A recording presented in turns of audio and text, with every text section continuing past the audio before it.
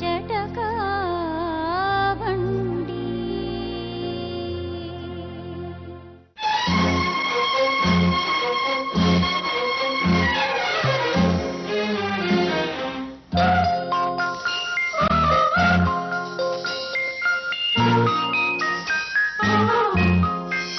ಪ್ರೀತಿ ಮಾಡೋರು ಮಾಡ್ತಾರೆ, ಯಾರು ಇಷ್ಟ ಆಗಲ್ಲ ಅವ್ರು ವಿರೋಧಿಸ್ತಾರೆ. ಬದುಕಿಗೆ ಪ್ರೀತಿ ಅವಶ್ಯಕ, ಆದ್ರೆ ಪ್ರೀತಿನ ಯಾವತ್ತೂ ಒಂದೇ ದಿವಸದಲ್ಲಿ ಆಚರಣೆಗೆ ತರಬಾರ್ದು. ಪ್ರೀತಿ ಎಲ್ಲಾ ಕಡೆ ಇರೋದ್ರಿಂದ ಸೊ ಎಲ್ಲಾ ದಿವಸನೂ ಪ್ರೀತಿ ಆಚರಣೆ ಇದ್ದೇ ಇರುತ್ತೆ. ಎರಡನೇ ಮದುವೆ ಈಗಷ್ಟೇ ನಾವು ಮಾತಾಡ್ಕೋತಾ ಇದ್ವು ನಿಮ್ಮ ವಿಚಾರ ಬಂದಾಗ. ಚನ್ನಪಟ್ಟಣದ ಒಂದು ಹುಡುಗನು ಚನ್ನಪಟ್ಟಣದವನು, ಇಬ್ರು ಬೆಂಗಳೂರಿಗೆ ಓಡ್ ಬಂದ್ಬಿಟ್ಟಿದ್ರು. ಆದ್ರೆ ಇಬ್ಬರು ಮನೆಯಿಂದನೂ ನಾವು ಅಪ್ಪ ಅಮ್ಮನ್ನ ಕರೆಸಿದ್ವಿ. ಹುಡುಗಿ ಬೇಕಂದ್ರೆ ಹುಡುಗಿ ಕಡೆ ಹೋಗು, ಅಪ್ಪ ಅಮ್ಮ ಬೇಕಂದ್ರೆ ನನ್ನ ಕಡೆ ಏನ್ ಮತ್ತೆ ಹೇಳಿ.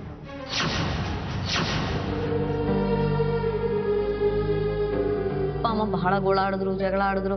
ತಂದೆ ಅಂತೂ ನನಗೆ ನನ್ನ ಜಾತಿಯಲ್ಲಿ ನನ್ನನ್ನು ಒಪ್ಪೋದಿಲ್ಲ, ಈ ಮದುವೆಗೆ ನಾನು ಸಮ್ಮತಿಯನ್ನು ಕೊಟ್ರೆ ನನ್ನ ಜಾತಿಯಿಂದ ನನ್ನ ಆಚೆ ಹಾಕ್ಬಿಡ್ತಾರೆ ಅಂತ ತಂದೆ ಕೋಪಿಸ್ಕೊಂಡು ಹೊರಟು ಹೋದ್ರು.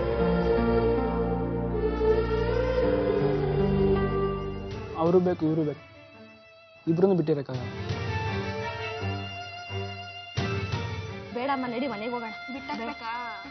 ನಡಿ ಮನೆಗೆ ಬಿಟ್ಟಾಕ್ಬೇಕಾ? ಇಲ್ಲೇ ಕತ್ಮಿಸ್ ಸಾಯಿಸ್ಬಿಡು, ಬಿಟ್ಬಿಡು.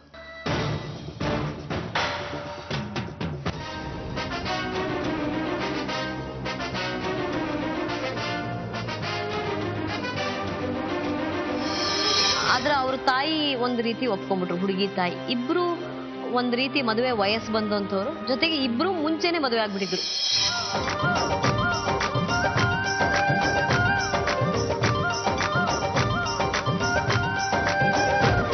ಅವರಿಬ್ಬರಿಗೆ ನಾವು ಸುಮಾರಾಗಿ ನಮ್ಮಿಂದಾಗಿದ್ದ ಸಹಾಯ ಮಾಡಿ ಅವನಿಗೊಂದು ಕೆಲಸ ಕೊಡಿಸಿ ಆ ಹುಡುಗಿನೂ ಅವನ ಜೊತೆ ಇರಿಸಿದ್ವಿ.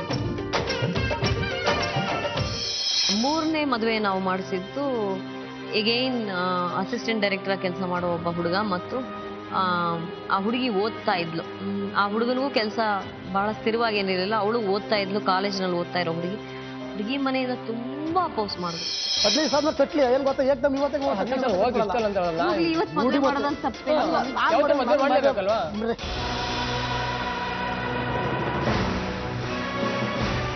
ಸಿಕ್ಕಾಪಟ್ಟೆ ಅಪೋಸ್ ಮಾಡಿದ್ರು.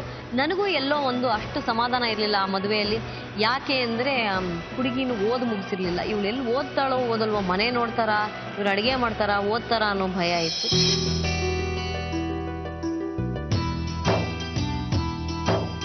ಬಟ್ ಫೈನಲಿ ನಾವು ಇಲ್ಲಿ ಕೂತು ಮಾತಾಡಿ ಎಲ್ಲ ಮಾಡಿ ಒಂದು ಕನ್ಕ್ಲೂಷನ್ ಬರೋ ವೇಳೆಗೆ ಅಪ್ಪ ಅಮ್ಮ ಒಪ್ಪಿಟ್ಟಿದ್ರು, ಹುಡುಗಿ ಅಪ್ಪ ಅಮ್ಮ. ಹಾಗಾಗಿ ಅವರ ಸಮ್ಮತಿಯೊಂದಿಗೆ ಜೊತೆಗೆ ಅವರ ಸಹಕಾರದೊಂದಿಗೆ ಅವರು ಜೀವನ ಮಾಡ್ತಾ ಇದ್ದಾರೆ.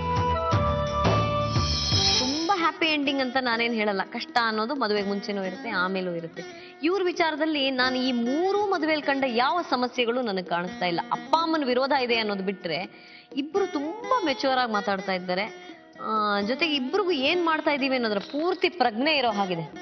ಸೊ ನಾನು ಏನ್ ಮಾಡ್ತೀನಿ ಅಂದ್ರೆ ಮಹೇಶ್, ನನಗೆ ಅನ್ನಿಸ್ತಾ ಇರೋದನ್ನ ನಾನು ನಿಮಗೆ ಹೇಳ್ತಾ ಇದ್ದೀನಿ, ನಿಮ್ಮೊಂದಿಗೆ ಹಂಚ್ಕೋತಾ ಇದ್ದೀನಿ. ಈಗ ಇದು ಬಹಿರಂಗ ಆಗಿದೆ, ಹಾಗಾಗಿ ಇನ್ನೊಂದು ಹುಡುಗನ ಮದುವೆ ಆಗುವಂತ ನಿಮ್ಮನೆಯಲ್ಲೂ ಕಾಡಲ್ಲ, ನಿಮ್ಮನೆಯಲ್ಲೂ ಕಾಡಲ್ಲ. ನೀವು ಈಗಾಗಲೇ ಮದುವೆ ಆಗ್ಬಿಟ್ಟಿದ್ರೆ ಬೇರೆ ದಾರಿ ಇರ್ಲಿಲ್ಲ, ನೀವಿನ್ನೂ ಮದುವೆ ಆಗಿಲ್ಲ. ಹಾಗಾಗಿ ನಿಮ್ಮ ಅಪ್ಪ ಅಮ್ಮನಿಗೆ ಈ ಮಾಹಿತಿಯನ್ನ ಕೊಡೋದು ನನ್ನ ಧರ್ಮ. ಅವ್ರು ವಿರೋಧಿಸ್ತಾರೋ, ಜಗಳ ಆಡ್ತಾರೋ, ಏನ್ ಮಾಡ್ತಾರೋ ನನಗೆ ಗೊತ್ತಿಲ್ಲ. ಈಗ ವಾಪಸ್ ಹೋಗಕ್ ಭಯ ಇದೆ, ನಂಗೆ ಅದು ಗೊತ್ತಾಗ್ತಾ ಇದೆ. ಇಬ್ರು ಮುಖದಲ್ಲೂ ಆ ಭಯ ಕಾಣಿಸ್ತಾ ಇದೆ. ಅಯ್ಯೋ ಇಷ್ಟೆಲ್ಲ ಹೇಳ್ಕೊಂಡಾಯ್ತು, ಈಗ ವಾಪಸ್ ಕಳಿಸ್ಬಿಟ್ರೆ ಅನ್ನೋ ಭಯ ಇದೆ. ನಿಮ್ಮ ಸಂಬಂಧಕ್ಕೆ ನಮ್ಮ ಸಮ್ಮತಿಯನ್ನ ನಾವು ಇಲ್ಲಿ ಕೊಡ್ತೀವಿ, ಆಯ್ತಾ? ಮದುವೆ ಅಂತ ನಾನು ಮಾಡ್ಸೋದು, ಮದುವೆ ಅನ್ನೋದು ಅದೊಂದು ಸಮಾರಂಭ. ಆ ಮದುವೆಯ ಸಮಾರಂಭಕ್ಕೆ ಒಪ್ಪಿಗೆ ಇರಬೇಕು ಎಲ್ರದ್ದು. ಒಪ್ಪಿಗೆ ಇಲ್ವಾ, ಇದನ್ನ ಕಾನೂನು ರೀತಿಯಾಗಿ ನಾವು ರಿಜಿಸ್ಟರ್ ಮಾಡಬೇಕು. ಇದು ಎರಡೇ ಮದುವೆ ಆಗೋದಕ್ಕೆ ಸಾಧ್ಯ. ಈ ವೇದಿಕೆಯಲ್ಲಿ ಮದುವೆ ಮಾಡಿಸುವ ಅಧಿಕಾರ ನನಗಿಲ್ಲ ಅಂತ ನಾನು ಅನ್ಕೋತೀನಿ. ನಾನು ಕಾನೂನು ಓದಿದ್ರಿಂದ ಇದನ್ನ ಹೇಳ್ತಾ ಇದ್ದೀನಿ. ನಾಳೆ ದಿವಸ ಸಮಸ್ಯೆಗಳು ಬಂದಾಗ ಈ ವೇದಿಕೆಗೆ ಮತ್ತೆ ಬರುವಂತಹ ಪರಿಸ್ಥಿತಿ ಬರಬಾರದು. ಅಂದ್ರೆ ಸಮಸ್ಯೆ ಅಂತ ನಾನು ಹೇಳ್ತಾ ಇರೋದು, ಮದುವೆ ಅನ್ನೋದು ಏನು, ಸಪ್ತಪದಿ ತುಳಿದ್ರೇನೆ ಮದುವೆ. ಕಾನೂನು ಪ್ರಕಾರ ಮದುವೆ, ಸಪ್ತಪದಿ ತುಳಿದ್ರೇನೆ ಕಾನೂನು ಪ್ರಕಾರ ಮದುವೆ. ಆ ಸಪ್ತಪದಿ ಆಗ್ಬೇಕು. ಇಲ್ವಾ, ರಿಜಿಸ್ಟ್ರಾರ್ ಮುಂದೆ ಹೋಗಿ ನಿಂತು ಇಬ್ರು ಸಹಿ ಮಾಡಿ ಸ್ಪೆಷಲ್ ಮ್ಯಾರೇಜ್ ಆಕ್ಟ್ ಅಲ್ಲಿ ಮದುವೆ ಆಗ್ಬೇಕು. ಹೇಗೂ ಜಾತಿ ಸಮಸ್ಯೆ ಬೇರೆ ಇದೆ, ಹಾಗಾಗಿ ರಿಜಿಸ್ಟ್ರಾರ್ ಮುಂದೆ ಹೋಗಿ ನಿಂತು ಇಬ್ರು ಮದುವೆ ಆಗ್ಬೇಕು. ಅದಕ್ಕೂ 1 ತಿಂಗಳು ನೋಟಿಸ್ ಕೊಡ್ಬೇಕಾಗುತ್ತೆ. ಅಂದ್ರೆ ನಿಮ್ಮ ಏಜ್ ಸರ್ಟಿಫಿಕೇಟ್ ಎಲ್ಲ ಕೊಡ್ಬೇಕು ಅದಕ್ಕೂ. ಈಗ ನಿಮ್ ತಂದೆ ತಾಯಿಗೆ ನಾನು ಇನ್ಫಾರ್ಮ್ ಮಾಡೋದು ನನ್ನ ಧರ್ಮ. ನಾನು ಖಂಡಿತ ಇನ್ಫಾರ್ಮ್ ಮಾಡ್ತೀನಿ. ಇವ್ರೇನಪ್ಪ ನಮ್ಮನ್ನ ಬಿಟ್ಕೊಟ್ಬಿಟ್ರು, ಇವರೆಲ್ಲೋ ಮೇಡಮ್ ನಮಗೆ ಮೋಸ ಮಾಡ್ತಾ ಇದ್ದಾರೆ ಅಂತ ನೀವು ಅನ್ಕೋಬಾರ್ದು. ನಿಮ್ಮ ಅಪ್ಪ ಅಮ್ಮಗೆ ಹೇಳೋದು ನನ್ನ ಧರ್ಮ, ನಾನು ಹೇಳ್ತೀನಿ. ಅವ್ರು ವಿರೋಧ ಮಾಡಿದ್ಮೇಲೆ ಇದನ್ನ ನೋಡೋಣ, ಅಥವಾ ಇಲ್ಲ ಅವರು ಬಂದು ಕೂತ್ಕೊಂಡು ಮಾತಾಡ್ತೀವಿ ಅಂದ್ರೆ ಇಲ್ಲಿ ಬಂದು ಮಾತಾಡ್ಲಿ. ಈ ಮಧ್ಯೆ ನಿಮ್ಗೆ ಇರೋದಕ್ಕೆ ವ್ಯವಸ್ಥೆ ಬೇಕಾ ಇಬ್ರಿಗೂ? ವ್ಯವಸ್ಥೆ ಬೇಕು. ಮತ್ತೆ ನಮ್ಮ ಮನೇಲಿ ಹೇಳಿದ್ರೆ ಒಪ್ಪೋದಿಲ್ಲ ನಾವು. ಒಪ್ಪೋದಿಲ್ಲ. ಆದ್ರೆ ಅವ್ರಿಗೆ ತಿಳಿಸೋದು ನನ್ನ ಧರ್ಮ ಅಲ್ವೇನಪ್ಪ? ಮದುವೆ ಆದ್ಮೇಲೆ ತಿಳಿಸಿದ್ರೆ ಅದು ಮದುವೆ ಆಗ್ಬಿಟ್ಟಿದ್ದಾರೆ ಬಿಡು ಅಂತ ಸುಮ್ಮನೆ ಆಯ್ತಾರೆ. ಇವಾಗ ನಮಗೆ ಮದುವೆ ಆಗದೆ ಅವ್ರಿಗೆ ತಿಳಿಸಿದ್ರೆ ನಮ್ಮನ್ನ ಸಪ್ರೇಟ್ ಮಾಡೇ ಮಾಡ್ತಾರೆ. ಏನು ಮಾಡಲ್ಲ ಅಮ್ಮ ಹೇಳ್ತಾ ಇದ್ದಾರೆ. ನಾನು ಹೇಳ್ತಾ ಇದ್ದೀನಲ್ಲಪ್ಪ, ನೀವು ದೇವಸ್ಥಾನಕ್ಕೆ ಹೋದ್ರು ಸರಿ, ರಿಜಿಸ್ಟ್ರಾರ್ ಹತ್ರ ಹೋದ್ರು ಸರಿ, ಸರ್ಟಿಫಿಕೇಟ್ಗಳನ್ನ ಒಪ್ಪಿಸ್ಲೇಬೇಕು. ಕಳ್ತನದಿಂದ ಮಾಡೋ ಮದುವೆಗೆ ಡೇಂಜರ್ ಯಾವಾಗಲೂ ಇದ್ದೇ ಇರುತ್ತೆ. ಅದಕ್ಕೆ ನನ್ನ ಸಮ್ಮತಿ ಇಲ್ಲ. ಕಾನೂನು ಪ್ರಕಾರ ಆಗ್ಬೇಕು ಅಥವಾ ಸಾಮಾಜಿಕವಾಗಿ ಆಗ್ಬೇಕು. ಅರ್ಥ ಆಯ್ತಾ? ನಿಮ್ಮಿಬ್ಬರನ್ನ ಈ ವೇದಿಕೆಯಲ್ಲಿ ಒಂದು ಮಾಡುವ ಕೆಲಸವನ್ನು ನಾನು ಮಾಡ್ತೀನಿ. ಇದಾದ್ಮೇಲೆ ನಿಮಗೆ ಬೇರೆ ಮದುವೆ ಅವ್ರು ಮಾಡೋಕೆ ಆಗೋದೇ ಇಲ್ಲ. ಇದು ಬಹಿರಂಗವಾಗಿ ಇಡೀ ಜಗತ್ತೇ ನೋಡ್ಬಿಡುತ್ತಲ್ಲ. ಇದಾದ್ಮೇಲೆ ಬೇರೆ ಬೇರೆ ಮಾಡಿದ್ರೆ ಎಲ್ಲಾರ ಮನೇಲೂ ಕೇಳ್ತಾರೆ, ಈ ಹುಡುಗಿಗೆ ಆಗ್ಲೇ ಆಗಿದೆಯಲ್ಲ ಅಂತ ಕೇಳ್ತಾರೆ. As good as marriage, but this is not marriage. Okay, ಒಂದು ರೀತಿಯ ಸಮ್ಮತಿಯನ್ನ ನಾವೆಲ್ಲ ಕೊಡ್ತೀವಿ, ಹಿರಿಯರು ಇದ್ದಾರೆ ಕೊಡ್ತಾರೆ, ಸಮ್ಮತಿ ಇದೆ ನಮ್ಮದು. ಆದರೆ ಇದನ್ನು ಒಪ್ಪಬೇಕಾಗಿರೋದು ನಿಮ್ಮನ್ನ ಹೆತ್ತ ತಂದೆ ತಾಯಿನೇ. ಒಪ್ಲಿಲ್ವಾ?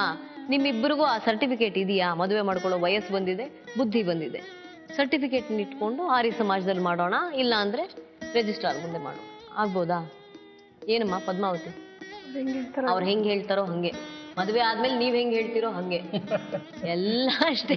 ಪ್ರಾರಂಭದಲ್ಲಿ ಹೆಣ್ಮಕ್ಳೆಲ್ಲ ಹಿಂಗಿರ್ತಾರೆ, ಆಮೇಲೆ ಎಲ್ಲ ತಲೆ ಎತ್ತು ಬಿಡ್ತಾರೆ. ಏನಪ್ಪ ಮಹೇಶ್, ನನ್ನ ಬುದ್ಧಿಗೆ ಬರೋದನ್ನ ನಾನು ಹೇಳ್ತಾ ಇದ್ದೀನಿ. ಸರಿ ಅನ್ಸುತ್ತೆ, ನೀವು ಹೇಳೋದು ಸರಿ. ಜಟಕ